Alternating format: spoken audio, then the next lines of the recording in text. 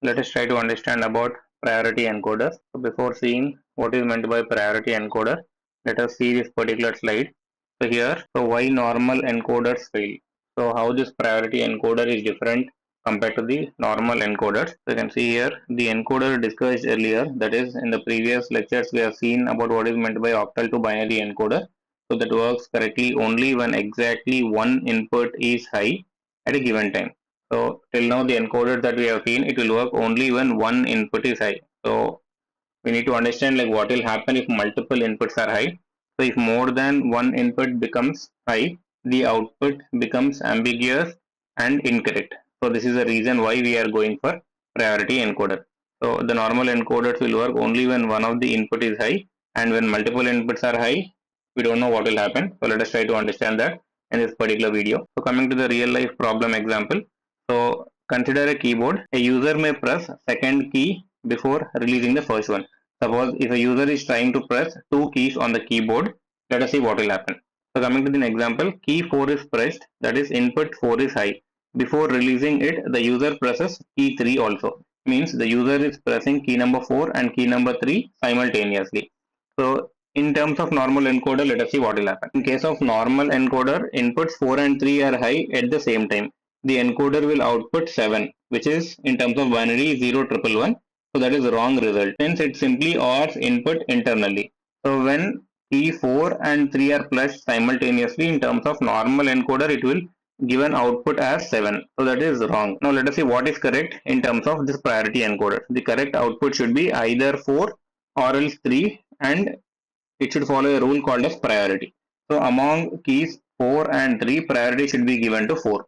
Suppose if a user is pressing key number 5 and key number 9, priority should be given to key number 9. So based upon this concept, this priority encoder will work. So what is a priority encoder?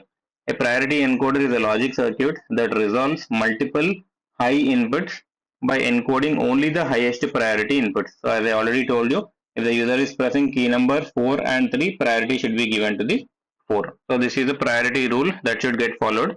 The most common priority system, the input with the highest decimal number has the highest priority.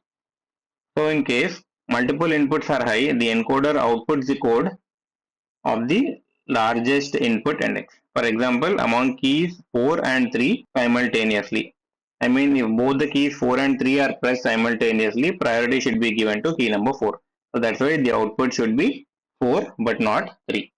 So this is the importance of priority encoder. So coming to some of the key points, a priority encoder handles situations where multiple inputs are high simultaneously. It ensures a single correct and unambiguous output. The highest priority input is the one that gets encoded. So usually the input with the highest index.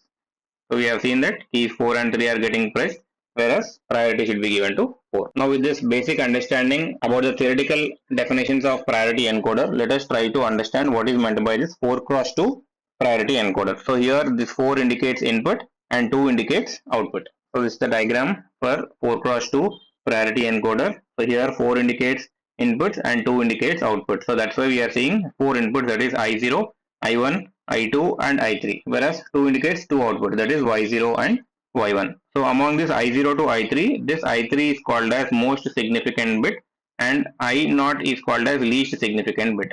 Means highest priority should be given to I3, whereas least priority should be given to I0. Now let us try to understand the truth table of this 4 cross 2 priority encoder, which is having 4 inputs and 2 outputs.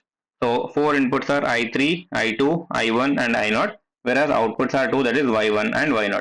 Here you can take Y1 as most significant bit in terms of output and Y0 as least significant bit in terms of output. In terms of input, I3 is having high priority, that is you can consider this as most significant bit, whereas I0 is having low priority and it is least significant bit.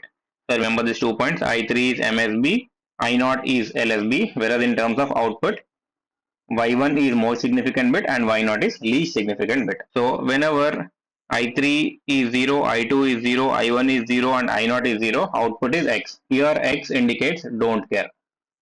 Remember this point, X indicates don't care, which can be either 0 or 1. So in order to write this truth table easily, here I am writing some weights. You can see this is 0, 1, 2 and 3. So whenever I0 is 1, all the remaining higher order bits will be 0 and the equivalent will be 0 and 0. So this is the case when I naught is high. Now when you take I1 as high, the higher order bits will be simply 0, whereas there is no point of considering this I naught. So simply I am taking it as x, which can be either 0 or 1, and simply you need to write the equivalent of 1, so which is nothing but 0 and 1. So simply the equivalent of 1 will be 0 1. Now let us see what will happen if I2 is high. So if I2 is high, higher order bits will be 0 and lower order bits will be filled with x. So x indicates don't care, which can be either 0 or 1. As I2 is high, simply write the equivalent of 2, which will be 1 0. Now whenever I3 is high, the lower order bits will be x, which is called as don't care.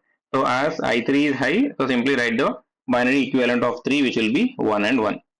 So here you need to remember this particular note. In the above table, I3 is having highest priority and I0 is having the least priority. So now based upon this particular truth table, we need to write equivalents. That is, we need some of the minterms in order to perform K-map. So you can see for Y1, these two positions are high. So here you need to consider this 0, 1, double x, whereas here 1, x, x, x. So if it is x, I told you it can be either 0 or 1. So if two x's are there, then it will be 0, 0, 0, 1, 1, 0, 1, 1.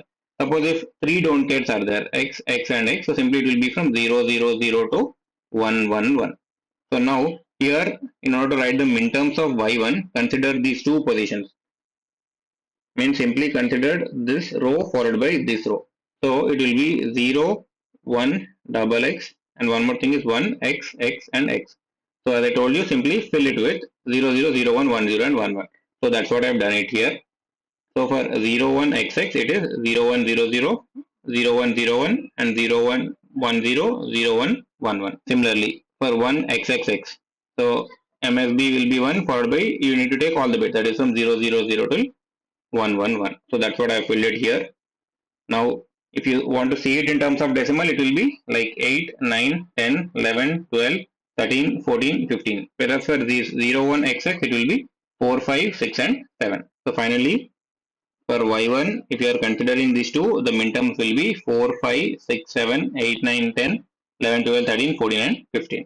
The same concept is applicable for Y0 also. For Y0, you need to consider this position as well as this. So you have to consider this particular row followed by this last. So here it will be 0, 0, 1x. 0, 0, 1x is one thing, and one more thing is 1x, x and x. So for 0, 0, 1x, so simply take 0 and 1 here. So it will be 0, 0, 1, 0, 0, 0, 1, 1. So 0, 0, 1, 0 and 0, 0, 1, 1. Followed by, we already know for 1 and 3 x's are there. Simply these are the equivalents.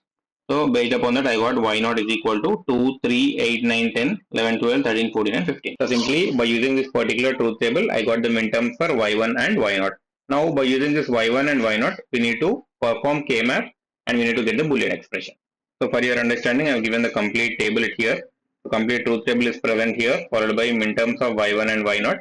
And these are the equivalents of 1 x, x, x, and this is 0, 1, double x, whereas this is 0, 0, 1 x. Now let us see how we are getting this particular Boolean expression. Now I am doing the K-map for y1. So it has inputs like I0, I1, I2 and I3. As 4 variables are there, I am going for 4 variable K-map. So 4 variable K-map will something, it will look something like this. So 2 power 4 combinations will be there, that is 2 power 4 is 16. So now based upon this, simply wherever minterms are there, you need to write 1 and perform grouping, then you have to write the Boolean expression. So we know that inputs are I3, I2, I1 and I0. In this, I3 is most significant bit and I0 is least significant bit. So that's what I've written here, I3, I2, I1 and I0. Next, so minterms are 4, 5, 6, 7. So here 4, 5, 6, 7. Next 8, 9, 10, 11. So 8, 9, 10, 11. Next 12, 13, 14 and 15. Now coming to the grouping. So first check whether 8 ones can be grouped, that is called as octet. Next check for 4, that is quad. And if it is 2, it will be pair. If not, it will be single. So always higher number of ones should be grouped. So always priority should be given in this order, that is 8, 4, 2 and 1. So check whether 8 ones are there or not. So here 8 ones are there, so it is called as an octet. So first octet is formed here. and this is second octet. So that's what I've mentioned it here. So this green colored one is first octet and red colored one is another octet. Now for this green colored one, simply you have to take the equivalent between this 0, 1 and 1, 1. So here 1 is common, so simply for this it will be I2. So that's what I've got, I2 here. Now for this red color one, among 1, 1 and 1, 0, equivalent is this first one is common, which is nothing but I3. So that's why I'm getting the answer as I3. So finally this will follow a concept called as SOP. So in SOP 0 is called as bar and 1 is called as normal. So based on this concept, I got two equivalents which should be written as I2 plus I3. That is sum of product terms. So this is one product, this is another product. We need to write it in the form of sum. So y1 is equal to I2 plus I3. So this is a Boolean expression for y1. Now apply the same concept and do K-map for y0. So here it is. Minterms are 2, 3, 8, 9. So let me write 2, 3, 8, 9. Next 10, 11, 12, 13, 14 and 15. So 10, 11, 12, 13, 14 and 15. So check whether 8 ones can be grouped or not. So here this will form 8 ones which is called as one octet, and next this above 2 ones and bottom 2. So this will form one quad. So that's what I got it here. So this red colored one indicates one octet and this green colored one is called as quad. Now for this we need to write the Boolean expression. So for this red colored one, common is 1, so which is I3. So I got the answer as I3. So for this green colored one, take the common between 0, 0 and 1, 0. So here 0 is common, which is I2 bar, and among 1, 1 and 1, 0, 1 is common, that is for I1. So finally this should be written as I2 bar dot I1. So that's what I got it here. This is I2 bar dot I1. So final expression will be summation of I3 plus I2 bar dot I1. So finally I got this particular Boolean expression. Now based on the Boolean expression that I got for Y1 and Y0, I have drawn the circuit diagram. So you can see it here.